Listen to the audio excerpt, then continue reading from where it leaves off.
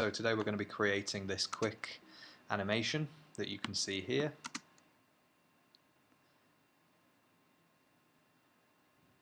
Okay, so it's a really simple morph technique, and we're going to be looking at a lot of the techniques that we learned in the last lesson with controllers and keyframes and things like that. So let's get straight into it. Okay, so the first thing I'm going to do is create a new composition. I'll call it tutorial, HDTV 1080-25. Make sure it's 10 seconds in duration here. Make sure it is 10 seconds and you've not made it 10 milliseconds. Hit OK. Right, so here we're going to start off straight away by creating a new shape. So to do that, I'm going to go over here to the rectangle tool and just hit Q to cycle through the different shapes until we get this one, which is the ellipse tool. Now with the ellipse, I'm just going to draw one circle, as you can see here, and I'm just going to hit V on the keyboard to bring back my cursor.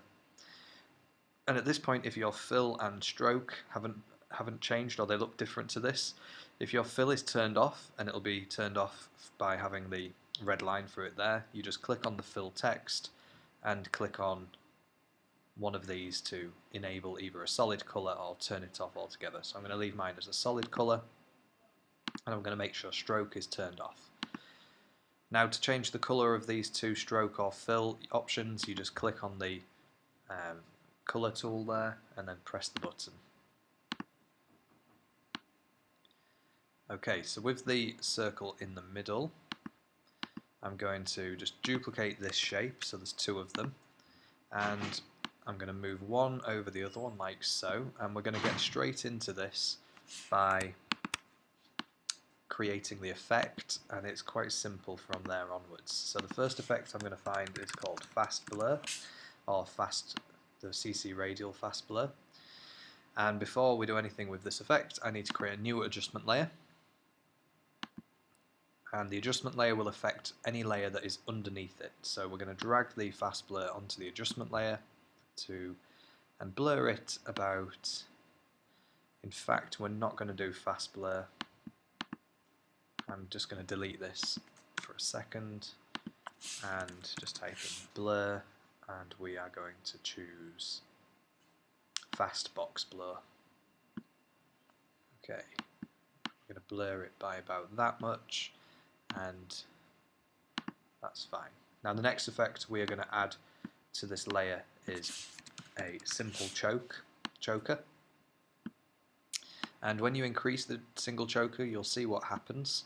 So it reduces the amount of blur that we've got to the point where it looks solid. However, now when we grab our shape layer and move it around, you'll notice it looks like it is resisting against the other shape. So we get this kind of liquid effect. So this is in essence the effect that we're going for, and the effect that you saw earlier on. And at this point I can just put these shapes back here. Now while we're here, I do want to move the anchor points to the center of both of these shape layers. So we're just going to right click each shape layer and go to transform, and we're just going to center anchor point to the center of the frame. And we're going to do this for both. And this will mean that whatever we do now, and do the same for the adjustment layer, is fine.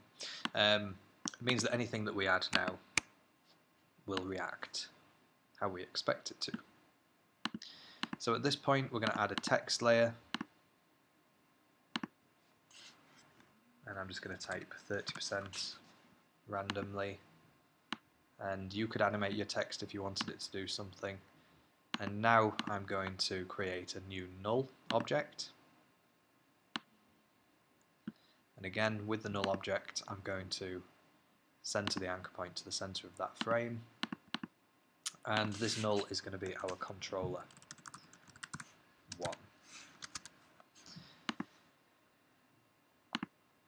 So make sure that your text is above your adjustment layer. If it is below the adjustment layer, it's going to fade into the effect that we created. We only want shape 1 and 2 to be affected by the adjustment layer, so it's fine to have these above it.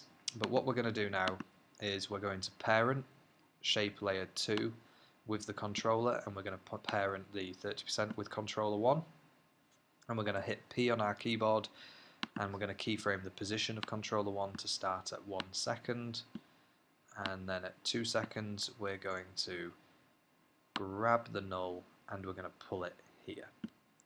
And so what this is going to do is animate the two layers that are parented with this controller. And I'm just going to highlight these two keyframes and hit F9, and this will just ease that effect.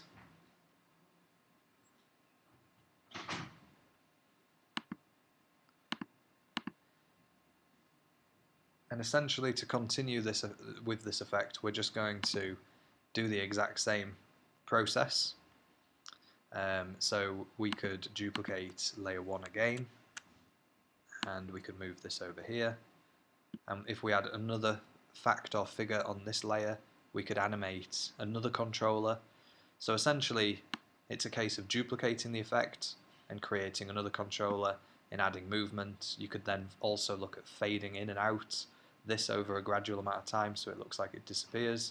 You could resize these shapes so that they're smaller if they have less information on them or different bits of information. You could have them coming from each other. You could have them going back into the same effect.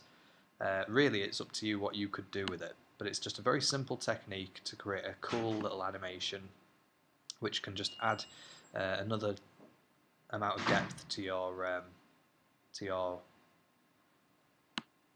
kinetic typography abilities.